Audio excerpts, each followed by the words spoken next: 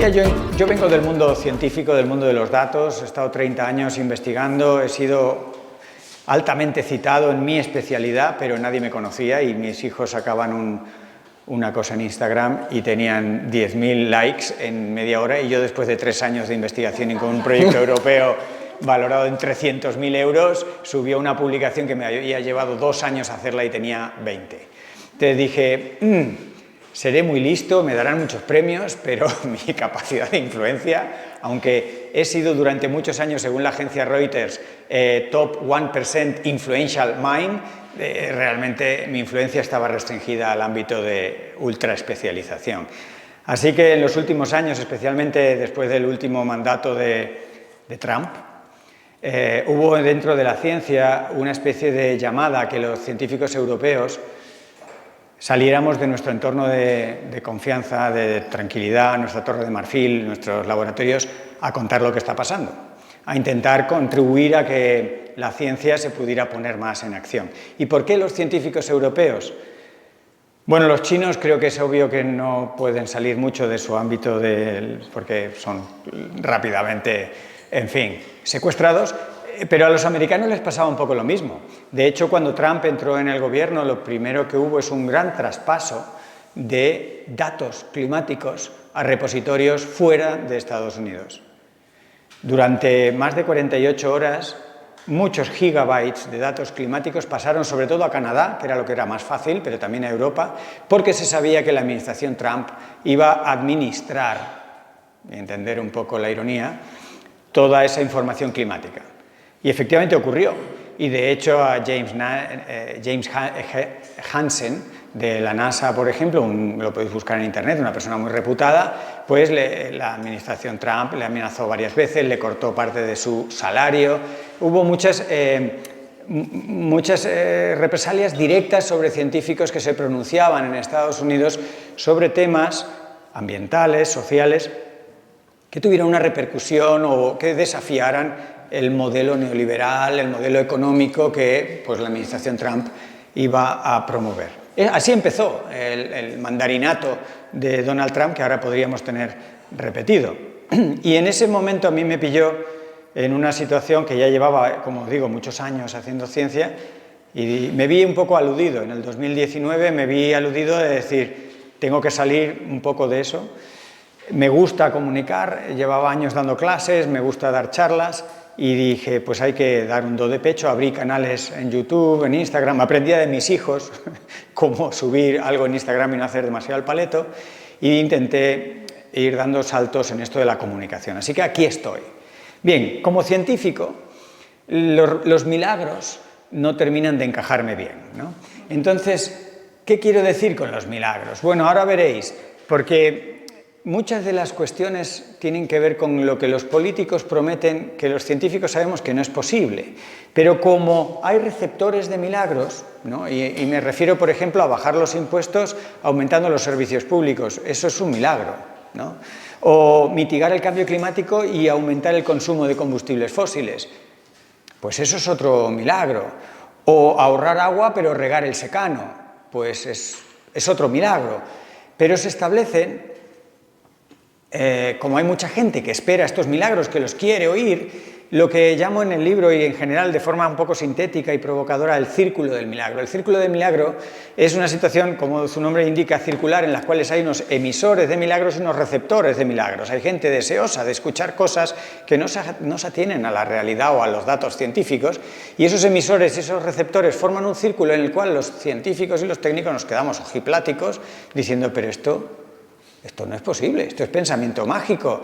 En fin, no sé, si sabéis que es mágico y aún así tiráis para adelante, En cierto modo, algunas empresas, en su actitud de sostenibilidad, su proyección sostenible y demás, es un poco este milagro, ¿no? Y me veo en grandes y no tan grandes empresas, a veces hablando de su programa de sostenibilidad, y les digo, en fin, lo queréis ver como queráis, pero esto está bien intencionado, pero esto es mágico, es milagroso. O sea, que este gran grupo de bebidas refrescantes o de ropa pretenda que con esa medida tan simbólica, interesante, bonita, pero pequeñita, pueda contribuir a reducir su huella ambiental, eso sería un milagro. Vamos a hacer una diferencia. Como científico también me interesa mucho la precisión de las palabras. Luego las usamos como nos dé la gana, pero en algún momento hay que recapitular y redefinir. Una cosa es la utopía y otra cosa es un milagro, ¿no? El milagro es un hecho no explicable por las leyes naturales y que solo cabe atribuir a una intervención sobrenatural o a una intervención de origen divino. Una utopía tiene dos definiciones y ambas me valen para lo que os voy a contar aquí. Por un lado es un plan, es un proyecto, una doctrina o todo un sistema de ideales que de alguna manera ya nos parecen difíciles de alcanzar.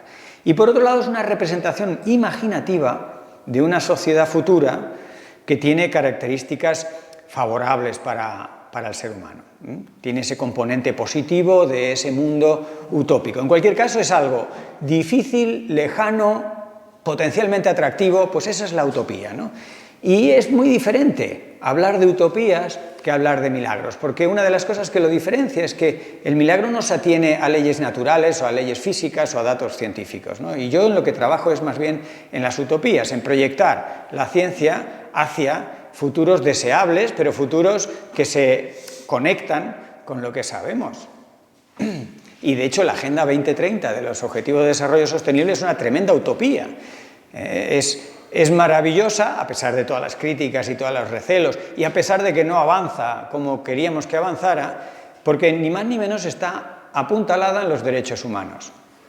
Y si salimos por ahí fuera por las calles de Torremocha y le preguntamos a cualquier persona, los derechos humanos despiertan orgullo, simpatía y positividad. Los derechos humanos, tendríamos que leer todos los años, al acabar las Navidades, tendríamos que leernos la Declaración Universal de los Derechos Humanos, con la familia, con los amigos, con el club de tenis, con quien sea. Vamos a leerlo, no se tarda mucho. Y es una declaración maravillosa. Dices, ostras, pues, ¿qué tal si la ponemos en práctica?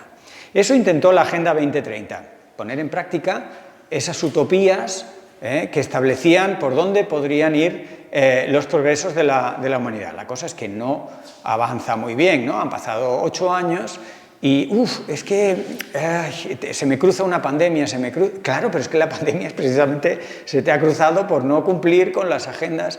En fin, siempre parece que hay otra cosa más urgente cuando no te das cuenta que lo más urgente es la propia agenda. Son estas paradojas que también digo que hay que aprender a quererse, ¿no? El ser humano es muy imperfecto, pero uno de los grandes problemas que él mismo ha creado es una tecnología y una cultura que le ha adelantado por la derecha y por la izquierda. Entonces veréis que como biólogo que soy, hago muchos guiños a nuestra propia biología. Nosotros somos la misma, más o menos, entidad biológica que caminaba a trote detrás de una gacela hace 40.000 años y siendo cazadores-recolectores. Somos básicamente los mismos.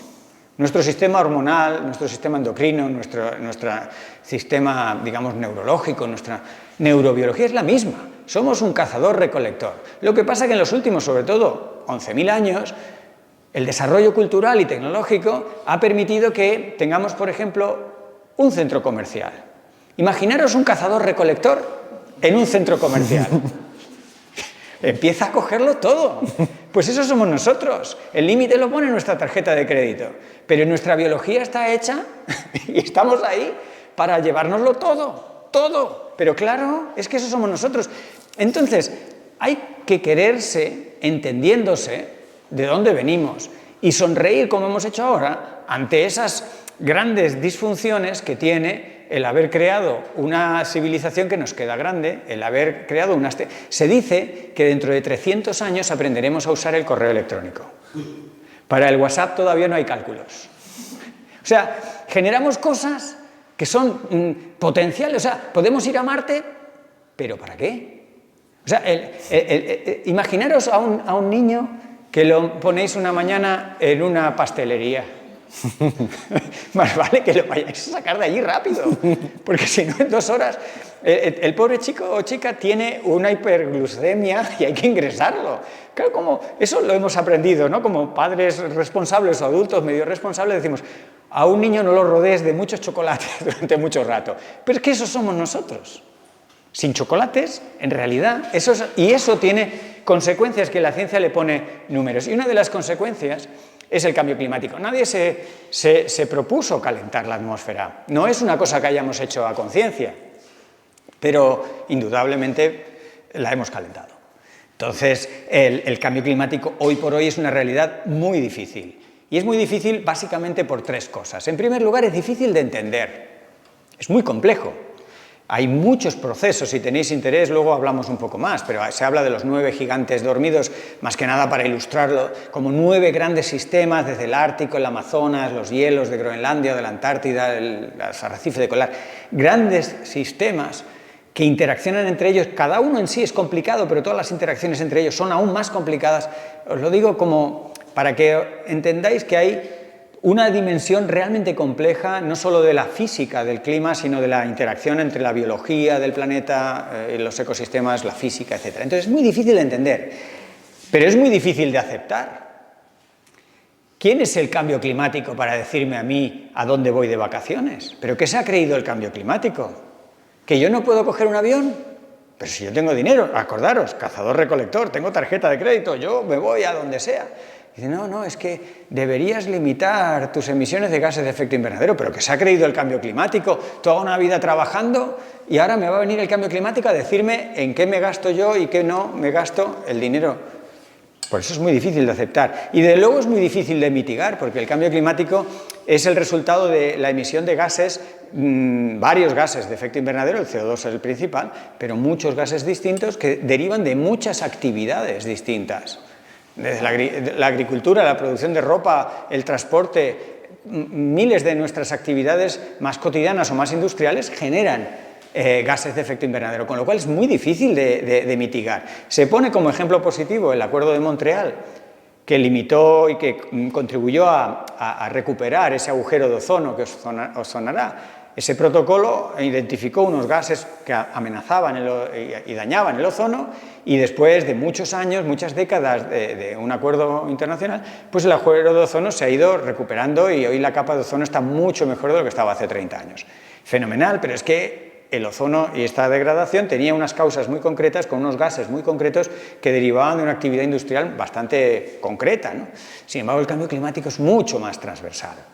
Y para ilustrar esto, unas pinceladas. Yo creo que todos los que estamos aquí entendemos que el cambio climático afecta al agua, a la disponibilidad del agua, a la energía, a los alimentos, que afecta a la moda, al transporte, a la sanidad. Esto igual no lo vemos tan claro, pero lo podemos comentar. Lo que pocas veces pensamos, y a la ciencia le cuesta muchísimo calcular, es que el propio cambio climático resulta de los movimientos migratorios.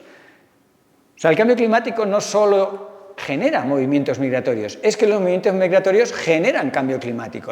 El cambio climático no solo altera la moda, sino que la moda altera el clima, el transporte altera el clima, la energía altera el clima, los alimentos, todo altera el clima también. Y esto es muy difícil de calcular, porque el efecto sobre el cambio climático, sobre el clima, de todas estas actividades humanas transformadas por el propio cambio climático en un bucle, es difícil. Primero, de caer en la cuenta, y segundo, de ponerle números. Olas de calor que cada año van superando los récords. Esto no voy a entrar en muchos detalles, ¿no? En el 2023 hubo toda una serie de eventos de récord para asustarnos todo lo que queramos. Yo, cuando comunico estas cosas, intento compensar la visión del apocalipsis con salidas honrosas, con un poco de humor y algo de alternativas. Tiene que ser un cóctel de emociones, pero indudablemente hay una parte muy importante de cuidado, que esto va rápido y en serio, ¿no? La gota fría del año pasado no solo provocó que en Madrid, por ejemplo, igual os sonará, es verdad que aquí tenéis gente de todas las regiones, ¿no? Pero en Madrid, en la gota fría, es muy raro que haya gota fría en el interior de la península. Es un fenómeno natural de las zonas costeras del Mediterráneo, que ocurre a finales del verano. Muy bien, ese fenómeno ya no es tan natural en el sentido de que se ha expandido la ventana de tiempo en la que se da y la intensidad con la que se da debido a que el mar Mediterráneo está mucho más caliente de lo que solía estar. Y esto es cambio climático. Bien, el año pasado una dana que se internó en el interior de la península ibérica provocó lluvias torrenciales y los madrileños y madrileñas en un domingo del otoño pasado recibieron en su móvil una llamada urgente que nos puso a todos muy nerviosos. ¿Y esto qué es? Y casi lo único que quedó de aquello es: maldita sea, ¿cómo han cogido esto es mi número telefónico? Y yo digo, a ver, entendamos que estamos ante situaciones nuevas donde las maneras de avisarte de, ojo, puedes morir, van a cambiar. Y eso fue un ensayo. Y la ciencia solo falló por 10 kilómetros. En un evento climático súper difícil de calcular, como es la cantidad de agua que va a caer en unas pocas horas, la cantidad de agua se calculó y acertó con una precisión tremenda. Pero por suerte para todos, en lugar de caer en la propia ciudad de Madrid, cayó a 10 kilómetros al oeste en Aldea del Fresno. Rompió puentes, generó un desastre, murieron muy poquitas personas. Y la gente lo único que se queda con todo eso es decir, ¡hala! Y para eso me hacen a mí quedarme en casa el domingo y me asustan con el teléfono. Y digo, ostras, tendrías que estar celebrándolo. Y además estamos ensayando mecanismos de ojo que, en fin, que pueden ocurrir cosas inusuales, ¿no? Bueno, podríamos estar hablando de estas cosas mucho rato, ¿no? En Libia, por eso hablamos muchas veces de cambio global en ambientes más científicos, que no es solo el cambio climático, sino que se suman más factores. Y el clima, por ejemplo en Libia, fijaros, una cifra muy redonda de muertos, 20.000, eso quiere decir que no sabemos cuántos murieron. Cuando una cifra tiene tantos ceros, es una estima, ¿no? Y seguramente murieron muchos más. ¿Por qué murió tanta gente? Bueno, fue, por supuesto, una tormenta como nunca se había visto, pero las presas de esa zona, los embalses, no habían pasado una inspección técnica desde hacía 50 años y se rompieron de una manera catastrófica. No es solo el evento de inundación, es también cómo pilló a Libia y la capacidad que tenía Libia de hacer frente a un evento de esas dimensiones, ¿no? Grecia. Me voy a detener un minuto en Grecia, porque creo que es bueno aprender de otros países, aunque esos países no quieran aprender. Grecia sufrió el año pasado dos grandísimas tragedias, una detrás de otra. El mayor incendio desde que había registro histórico y registro documental en la Unión Europea, a principios del verano. Se quemaron unas extensiones tremendas. Buena razón para esos incendios tan grandes tiene que ver con el cambio climático. El cambio climático favorece, no es que sea el responsable directo y único de los grandes incendios, pero la magnitud de los incendios, la frecuencia de incendios de alta intensidad, que se denominan de sexta generación, están muy asociados al cambio climático. Bien, pues Grecia sufrió uno de los más dramáticos a comienzos del verano pasado. Y al finales del verano sufrió la mayor inundación de su historia reciente. Hay que remontarse 12.000 años para ver una inundación parecida en Grecia. Borró extensas zonas del paisaje agrícola del país. Respuesta del gobierno griego. Jornada laboral de 79 horas. Vamos a trabajar. Pero si la gente está mal, ¿y si nos preocupamos por la gente? ¿Y si recomponemos el factor humano, nos lamemos las heridas, nos cuidamos y nos planteamos cómo hacer frente a estas cosas desde la humanidad? No, eso no es opción. La opción es, vamos a trabajar. ¿De verdad crees que eso va a funcionar? Ya lo podemos hablar. La huida hacia adelante es uno de los 7 grandes zancadillas, o 8, que menciono en el libro y que en general os voy a refrescar, ¿no? Son formas de no pararse a ver dónde está el problema y pegarte más tiros en el pie, más autozancadillas. La huida hacia adelante es decir, no sé, me da igual, tira, que hemos hecho esto, tú dale, pero dale, que estamos en esto por no haber parado, por no haber pensado. Tira. Eso es una huida hacia adelante que puede ser tremenda. ¿Quién no ha oído hablar de 1,5 grados? 1, 2, 3... 1,5 grados igual os suena cuando detuvieron a algunas mujeres en el Museo del Prado o pegadas a las obras de arte y antes de ser detenidas escribían en la pared 1,5 grados. Igual os suena por ahí. El 1,5 grados es la temperatura de calentamiento respecto a la era preindustrial que la ciencia propone para la atmósfera como un nivel de seguridad, que no deberíamos superar 1,5 grados de calentamiento en promedio respecto a la era preindustrial para tener un clima relativamente seguro. Mirar el 2023. Los últimos 9 años son los 9 años más cálidos desde los últimos 150 que tenemos registro instrumental. Y el 2023, prácticamente toda la distribución de temperaturas ya superó ese 1,5 grados. Con la variabilidad natural debido al Niño, debido a volcanes, etcétera, eso se va a ir moviendo un poco, pero estamos ya bastante a la derecha de ese primer nivel de seguridad que estableció la ciencia, precisamente en el arranque de la Agenda 2030, hace 8 años. En el 2015 se decía, intentemos no pasar de este calentamiento. Tenemos otro, porque el 1,5 ya es prácticamente imposible de quedarnos. Tenemos el de los 2 grados, que es otro nivel de seguridad por encima del cual la ciencia dice, ostras, los eventos extremos, la inestabilidad, la disponibilidad de agua en zonas donde vive la gente, etcétera, etcétera, etcétera, todo eso estará afectado si pasamos de los 2 grados. Si proyectamos nuestro modo de vida actual, ¿a qué temperatura pensáis que llegamos a finales de siglo? 2,5, a la 1. ¿Quién da más? Para finales de este siglo. Del siglo.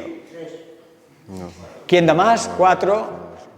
Vamos por ahí, en torno a los 4, si seguimos en esta trayectoria. Es decir, no es lo mismo pasarse de un nivel de seguridad climática por unas décimas, que por medio grado, que por 1 grado, que por 3 o 4.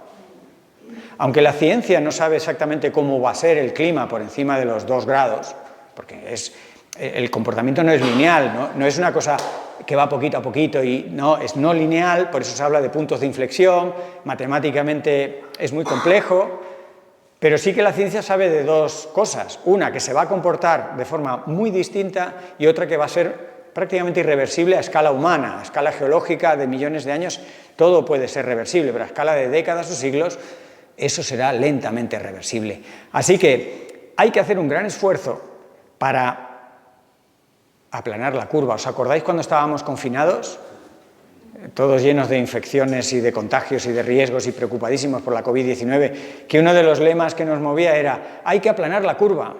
Aplanar la curva, en aquel entonces era la curva de contagios, que iba y nosotros, hay que aplanarla. Bueno, pues la curva de emisiones le pasa un poco lo mismo, la estamos aplanando, pero hace ya 8 años que la tendríamos que estar bajando. No basta con aplanarlo, la parte de aplanarla está bien, bueno, eso significa que estamos haciendo cosas. Claro que estamos haciendo cosas, pero no suficientes. Entonces, el hacer cosas nos tiene que dar el mensaje de yes we can. ¿Os acordáis la sonrisa de Obama, no? Yes, we can, sonrisa amplia de dientes blancos. Eso significa podemos, pero la realidad es un poco triste o no está a la altura de las expectativas y no estamos haciendo todo lo que podíamos y debíamos hacer. Estas son las proyecciones y allí a las temperaturas a las que vamos para de aquí a medio siglo, 2 grados y etcétera, etcétera. Pero lo que quiero insistir hoy, y por eso hablamos de civilización y no solo de clima, es que el cambio climático es mucho más que eventos extremos o incluso que el promedio de las temperaturas. El cambio climático es muchas cosas, ¿no? El cambio climático es sociología, psicología, antropología, historia, educación, sanidad, justicia, filosofía, religión, economía. Y lo iremos ilustrando de forma un poco variada, ¿no? Pero, por ejemplo, salud, pues claro que es salud. Raro es el aspecto de nuestra salud que no está afectado por el cambio climático. Indudablemente los eventos extremos matan, se calcula que matan a 500.000 de personas cada año. Pero tenemos afecciones a través de las enfermedades infecciosas de origen tropical, las enfermedades infecciosas que las transmiten pues, los insectos, las garrapatas, muchos vectores que van con el calentamiento expandiéndose hacia zonas que antes el simple frío los mantenía a raya. Vale. Pero tenemos problemas de enfermedades cardiovasculares, respiratorios, problemas de disponibilidad de agua y de calidad del agua, y lo mismo con los alimentos, que generan ¿qué? Movimientos migratorios. Los movimientos migratorios, la mitad de ellos hoy en día están impulsados por el cambio climático. Y estos son muchos millones de personas que dejan sus casas, que dejan sus países y que generan conflictos, tensiones, que ponen en riesgo su salud. Y esto está disparado por el cambio climático, ¿no? El cambio climático además no ocurre solo. Si ya os he ilustrado un poco lo complejo que es el propio cambio climático, El hecho de que ocurre en paralelo a muchos otros enredos que el ser humano hace sin querer o queriendo con el medio ambiente, ocurre todo a la vez. Y las enfermedades infecciosas, en general, se ven amplificadas por el cambio climático. Dos minutitos. ¿Eh? 2 minutitos. 2 minutitos, vale, pues entonces voy a ir a un atajo rápido hacia el final. No, porque puedo estar hablando de muchas cosas y me apetece más que se sintonice a lo que vosotros y vosotras queráis saber. Este cuadro simplemente es un resultado de un estudio de todas las enfermedades infecciosas y patogénicas que se tienen conocimiento y cómo la mitad de ellas, por una ruta o por otra, están amplificadas por el cambio climático. Es simplemente una ilustración de que el cambio climático no ocurre solo y a nuestra salud le impacta de muchas maneras. Y ahora, para ver qué atajo hacemos, para no saltarme demasiado el tiempo y poder dar tiempo a que vosotros y vosotras nos vamos hacia el final. Ahí hablo mucho del agua, las sequías, si luego queréis el sistema alimentario que se dio el año pasado, como decía Marta. Mirad, una frase que sí quiero que quede resonando. ¿Por qué hay hambre en el mundo? Hay hambre en el mundo exactamente porque producimos el doble de la comida que hace falta para que comamos todos. Si entendemos eso, cuando nuestro ministro nos diga, ministro de Agricultura, que hay que producir, porque hay que dar de comer. No, precisamente por producir, mueren 11 millones de personas de hambre. Con lo cual el sistema alimentario no está hecho para alimentar, sino, bueno, sí, para alimentar, pero no en los estómagos, sino en los bolsillos. Claramente el sistema alimentario está desfasado y eso es un reflejo de nuestra civilización, que la damos por hecha y que pensamos que no se puede cambiar. ¿Y que es lo que es? Pues no, claro que se puede cambiar, la hemos hecho nosotros. Entonces me quiero ir como hacia el final, mencionando antes el tema de la desigualdad. Uno piensa, cambio climático. El cambio climático es desigualdad. Pero además en los dos sentidos. En el sentido de que el cambio climático afecta más precisamente a los que menos han cambiado el clima. La fusión de los glaciares en Pakistán que ha influido en el cambio climático, 0, nada. Y sufrió la fusión tremenda, devastadora, como ejemplo. Y dentro de una comunidad, dentro de una región, pues las clases económicamente más desfavorecidas menos contribuyen y son las que menos pueden responder y adaptarse al cambio climático. Pero no solo es en ese sentido, sino es que la desigualdad genera cambio climático. La desigualdad cuesta energía y cuesta dinero. Se calcula que para un país como España, la desigualdad promedio que tiene España, que es una desigualdad que hemos aceptado, comparada con la de otros países, no sé, Burkina Faso, Sri Lanka o Nicaragua, pues nuestra desigualdad es, bueno, aceptable. Esa desigualdad nos cuesta el doble de energía que si España fuera un Estado mucho más igualitario. O sea que tenemos un problema de energía generado en parte o amplificado por la desigualdad. Así que fijaros que la desigualdad va en los dos sentidos, esa amplificada por el cambio climático y esa amplificación genera más cambio climático. Y ya para terminar, me voy a la última. Todo esto queda aquí como material para vosotros y lo podemos ver, ¿no? En el libro hablo, que era un poco lo que teníamos por aquí, los desafíos y las zancadillas. Y con esto termino. Los desafíos, para mí, hoy en día, resultan de no hablar claro. Encontraréis muy poca gente que hable claro. Nos hemos acostumbrado a un lenguaje técnico, farragoso, lleno de esdrújulas, y para pensar que alguien está al mando, para pensar que las cosas alguien las entenderá, yo no lo entiendo, pero si hay una propuesta de que el boletín oficial del Estado se escriba por fin en castellano, que no se puede entender el BOE, que necesitas una persona que te lo traduzca al castellano, y se ha intentado durante 3 veces en los últimos 5 años y sus señorías no lo admiten, con lo cual seguimos sin entender el boletín oficial del Estado.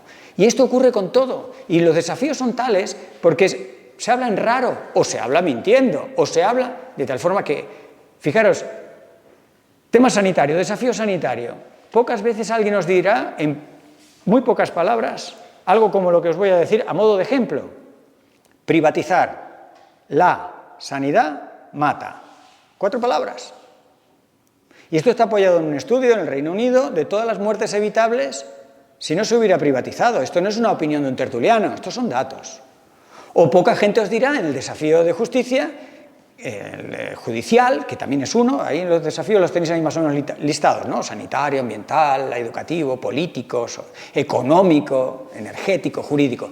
En el ámbito jurídico, Poca gente os dirá, la justicia no está hecha para impartir justicia. 8 palabras.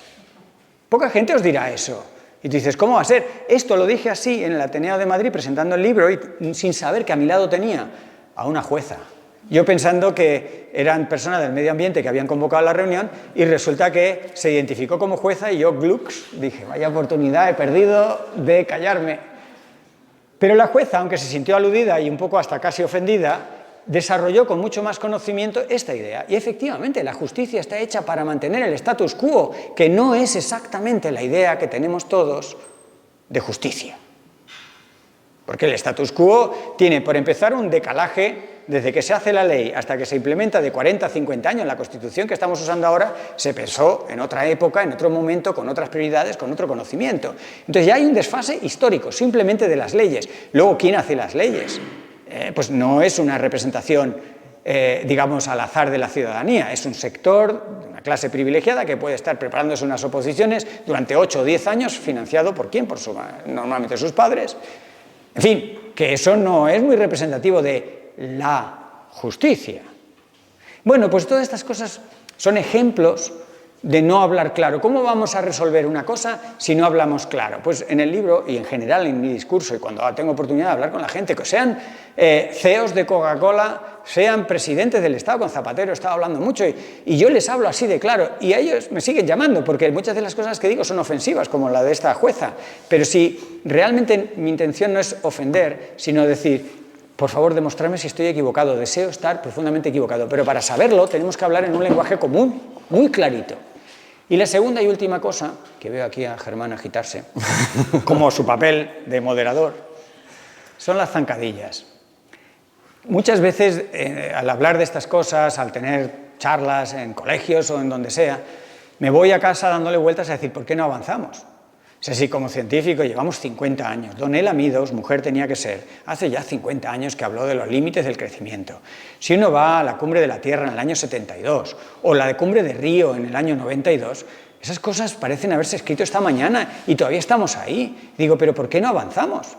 Entonces, dándole vueltas, años y años, desde el 2018-19, que estoy más obsesionado con el tema, he ido identificando lo que son obstáculos para ese avance. Paradójicamente, muchos de esos obstáculos son autoemboscadas o tiros en el pie o zancadillas que nos imponemos nosotros a nosotros mismos, nosotros hablando en el sentido de sociedad. Somos una sociedad que se impide a sí mismo el progreso y digo, ¿será posible? ¿Y tan sapiens que pretendemos ser? O sea, el Homo sapiens se pone trampas. Imaginaros que nos vamos a un paseo por el campo, ahora al acabar las jornadas, y ¡ups! Irene cae en una trampa y Manolo cae en una emboscada. Digo, ¿pero qué hemos hecho? Digo, pues eso es lo que estamos haciendo como sociedad. Te dicen, hay que ir por aquí, hay que bajar tu dependencia de los combustibles fósiles. Pues los gobiernos los subvencionan. Digo, ¿perdón? Entonces, bueno, por organizar estas zancadillas, las he puesto también en 8, 9 o 7 u 8. No, por supuesto está el negacionismo, que es la patología humana más antigua que se conoce. Cuando la realidad te supera, lo primero que le sale a tu cerebro es negarla. No existe esa realidad tan incómoda, se niega la muerte de un familiar, se niega una crisis personal o global. Esa negación de la realidad es humana y llega a límites patológicos. Y en ocasiones es simplemente un interés de negarlo porque no te va bien. Negacionismo, con toda la casuística. Tenemos la presión del egoísmo. ¿Qué hay de mi ombligo? Todo lo que no afecte a mi ombligo y más o menos el área de 40-50 centímetros en torno a mi ombligo, no me interesa. Y hablo del ombligo individual o del ombligo corporativo. Puede ser una gran empresa, puede ser un gobierno, puede ser un equipo de fútbol. Eso de centrarlo todo en el egoísmo es una manera de tropezar, porque esto de ser no egoísta sino altruista, a la larga nos va bien en problemas globales, sea cambio climático, sea resolver todo esto. El círculo del milagro lo he ilustrado, la huida hacia adelante también os la he comentado, ¿no? Tenemos la hipocresía organizada, que parece un insulto y en realidad es algo acuñado desde hace décadas. El ser humano como especie social es hipócrita. Todas las especies sociales, desde una paloma, no sé si los invertebrados se ha demostrado, pero de luego invertebrados, sean aves o mamíferos, mienten. Mienten para vivir en grupo. Tú no puedes ir por la vida diciendo que te huele el aliento, que mal te queda esa camiseta. Entonces, ese cierto nivel de hipocresía es imprescindible para vivir en grupo. Pero claro, una cosa es tener ese mínimo nivel para socializar y otra cosa es organizarte para que todo va bien. Se dice, en ese momento histórico de España en el que España iba bien, que el presidente de aquel entonces del gobierno solo tuvo que hacer 16 llamadas de teléfono. ¿Cómo va España? Bien. ¿Cómo va España? Bien. ¿Cómo va España? Bien. España va bien. ¿De verdad crees que España va bien? España va bien. Eso es hipocresía organizada. El informe del IPCC, 3.000 páginas de ciencia dura de cambio climático, incluye la palabra hipocresía organizada más de 30 veces. Winston Churchill, mientras el ejército nazi avanzaba por Europa, que Winston Churchill debía gastar un humor de perros, decía, pero, o sea, el ejército nazi avanzando por Europa y aquí en el Parlamento británico hablando del culo y las témporas, ¿pero qué? ¿Pero estamos tontos? Hipocresía organizada. Bueno, y así, pues, el greenwashing que ha mencionado Marta y que podemos tener en la cabeza, o incluso una tendencia patológica también a la autodestrucción. Son ejemplos de estas zancadillas que no nos permiten avanzar o aplicar la ciencia, el sentido común o el afán de poner en marcha la Declaración Universal de los Derechos Humanos.